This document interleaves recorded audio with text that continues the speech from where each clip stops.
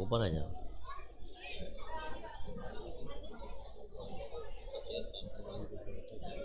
جی ہاں ہاں ہاں سمیع جی سمیع. السلام علیکم ورحمۃ اللہ وبرکاتہ. وعلیکم السلام ورحمۃ اللہ. الحمد للہ رب العالمین والعاقبۃ للمتقین والصلاۃ والسلام علی سید المرسلین. اما بعد فاعوذ باللہ من الشیطان الرجیم. بسم اللہ الرحمن الرحیم. وَإِلَٰهُكُمْ إِلَٰهٌ وَاحِدٌ إِلَّا لَا إِلَٰهَ هُوَ الرَّحْمَٰنُ الرَّحِيمُ. صدق اللہ العظیم. حاضرین محفل، ابھی میں نے جس آیت کریمہ کی تلاوت کی اس کا ترجمہ یہ ہے کہ ہمارا معبود ایک معبود ہے.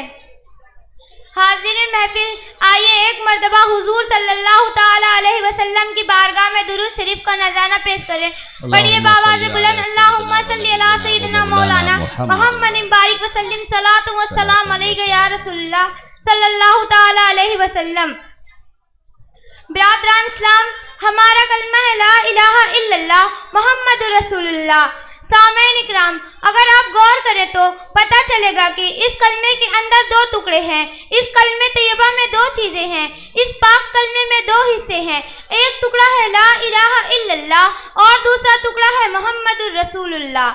پہلے ٹکڑے میں اللہ تبارک و تعالیٰ کی وحدانیت کا ذکر ہے. پہلے ٹکڑے میں تمام معبودان باطل کی تردید ہے. پہلے ٹکڑے میں تمام باطل معبودوں کا انکار کیا گیا ہے. پہلے حصے میں یہ بتایا گیا ہے کہ اللہ کے سوائے کوئی معبود نہیں. پہلے جز میں یہ بتایا گیا ہے کہ محمد معبود صرف اللہ کی ذات ہے. پہلے حصے میں یہ واضح کیا گیا ہے کہ اللہ کے سوائے کوئی معبود نہیں ہو سکتا. اور کلمے کے دوسرے جز میں رسول کائنات صلی اللہ تعالی علیہ وسلم کی رسالت کا ذکر ہے. دوسرے حصے میں یہ بتایا گیا ہے کہ محمد اللہ کے رسول ہیں. اور کلمے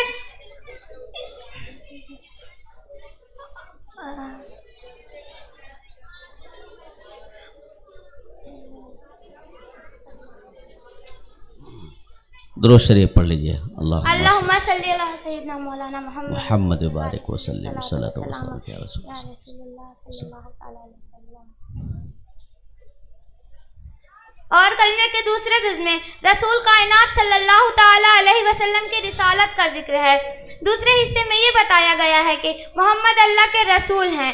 ایک انسان جب صدق دل سے کلمہ طیبہ لا الہ الا اللہ محمد رسول اللہ پڑھ لیتا ہے تو دائرہ اسلام میں داخل ہو جاتا ہے.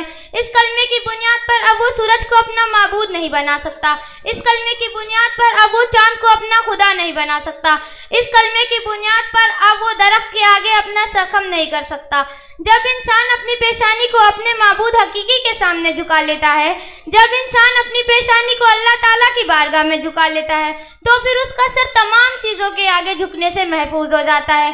اسی لیے شاعر نے کیا خوب کہا ہے، وہ ایک سجدہ جسے تو گرا سمجھتا ہے، وہ ایک سجدہ جسے تو گرا سمجھتا ہے، ہزار سجدوں سے دیتا ہے آدمی کو نجات، ہزار سجدوں سے دیتا ہے آدمی کو نجات.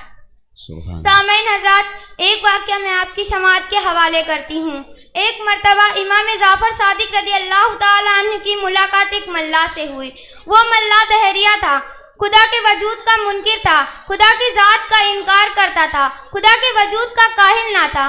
امام جعفر صادق رضی اللہ تعالیٰ عنہ نے لاکھ سمجھانے کی کوشش کی لیکن وہ وجود باری تعالیٰ سے انکار کرتا رہا. آخر میں امام جعفر صادق رضی اللہ تعالیٰ عنہ نے فرمایا، اچھا یہ بتاؤ، تم نے بہت دنوں تک جہاز رانی کی ہے، سمندر میں بہت دنوں تک جہاز چلایا ہے، اپنی زندگی کا کافی حصہ جہاز چلانے میں گزارا ہے، کیا کبھی طوفان سے سابقہ پڑا تھا؟ ملا نے فوراً کہا، ہاں، ایک مرتبہ میرا جہاز طوفان میں گر گیا اور سب لوگ مر گئے. امام جعفر صادق رضی اللہ تعالیٰ عنہ نے فرمایا، یہ بتاؤ تم بچ کیسے گئے؟ تمہیں کنارے پر کس نے پہنچایا؟ اس طوفان سے نجات کس طرح ملی؟ ملا نے کہا، جب میرا جہاز ٹوٹ کر بکھر گیا تو ایک تختہ میرے ہاتھ لگ گیا اور اس کے سہارے میں سمندر میں بہتا رہا، پھر وہ تختہ بھی ٹوٹ گیا اور میں اپنی کوشش سے تیرتا رہا. امام جعفر نے اس ملا سے فرمایا، اے ملا سن، جب تو جہاز میں تھا تو تیرا بھروسہ جہاز پر تھا کہ تو سمندر پار کر لے گا، اور جب جہاز ٹوٹ گیا تو تیرا بھروسہ تختے پر تھا کہ اس کے سہارے کنارے لگ جائے گا، اور جب تختہ بھی ٹوٹ گیا تو اس بے سہارا وقت میں کیا تجھے امید تھی کہ تجھے کوئی بچا لے تو تم بچ جاؤ گے؟ ملا خاموش ہو گیا۔ حضرت نے فرمایا، جس سے تو امید لگایا تھا، جس پر تیرا آسرا تھا، وہی خدا کی ذات ہے، اور اس نے تجھے بچایا تھا۔ ملا یہ سن کر تڑپ اٹھا اور فوراً اسلام لایا۔ بے شک اسی لیے شاعر نے کیا خوب کہا ہے، تیری ذات سب سے عظیم ہے، تیری شان جلا جلالہ، تو ہر ایک سے بڑھ کے کریم ہے، تیری شان جلا جلالہ، تو قدیر ہے، تو بشیر ہے، تو نذیر ہے، تو کبیر ہے، تو خبیر ہے، تو علیم ہے، تیری شان جلا جلالہ، تیرے دم سے باغ و بہار ہے کہ تجھی سے ہر سو نکھار ہے، تو گلوں میں وجہ شمیم ہے، تیری شان جلا جلالہ۔ سبحان اللہ۔ حاضرین محفل ایک مرتبہ درود شریف کا نذرانہ پیش کریں۔ اللہم صلی علی سیدنا مولانا محمد بارک وسلم، صلاۃ و السلام علیک یا رسول اللہ صلی اللہ تعالی علیہ وسلم۔ برادران ملت اسلامیہ، رب کی عظمت کو کون بیان کر سکتا ہے؟ رب کے مقام کو کون بیان کر سکتا ہے؟ رب کی رفعت کو کون بیان کر سکتا ہے؟ رب کی شان کو کون بیان کر سکتا ہے؟ اسرار کائنات میں مذکور ہے، حضرت ابن عباس رضی اللہ تعالی عنہ سے روایت ہے کہ حضرت بنی اسرائیل نے حضرت موسیٰ علیہ السلام سے سوال کیا، اے موسیٰ کیا آپ کا رب نماز پڑھتا ہے؟ حضرت موسیٰ علیہ السلام نے فرمایا، اے بنی اسرائیل خدا کا خوف کرو، خدا سے ڈرو۔ پھر بنی اسرائیل نے سوال کیا، اے موسیٰ کیا تمہارا رب رنگ لگاتا ہے؟ حضرت موسیٰ علیہ السلام نے فرمایا، اے بنی اسرائیل خدا سے ڈرو۔ اللہ تبارک و تعالیٰ نے فرمایا، اے موسیٰ ان لوگوں نے آپ سے سوال کیا، ان لوگوں نے آپ سے پوچھا کہ تیرا رب نماز پڑھتا ہے، تم ان سے کہو کہ میں اور میرے فرشتے انبیاء اور رسول پر رحمت بھیجتے ہیں۔ ان لوگوں نے سوال کیا، کیا تیرا رب سوتا بھی ہے؟ اس کے جواب کے لیے میرا حکم یہ ہے کہ آپ شیشے کے 2 برتن اپنے ہاتھوں میں پکڑ لیں اور رات بھر کھڑے رہیں۔ حضرت موسیٰ علیہ السلام نے اپنے ہاتھوں میں 2 شیشے کے برتن لے کر کھڑے ہو گئے، اور جب تہائی رات گزاری اور حضرت موسیٰ علیہ السلام کو اونگ آئی اور گھٹنے کے بل گر پڑے، پھر سنبھل کر کھڑے ہو گئے، یہاں تک کہ حضرت موسیٰ علیہ السلام کے ہاتھوں سے برتن گر گئے اور ٹوٹ کر بکھر گئے، تو اللہ تبارک و تعالیٰ نے موسیٰ علیہ السلام سے فرمایا، اے موسیٰ اگر میں سو جاؤں تو سب آسمان و زمین اسی طرح گر جائیں گے جس طرح تیرے ہاتھوں سے برتن گر گئے ہیں۔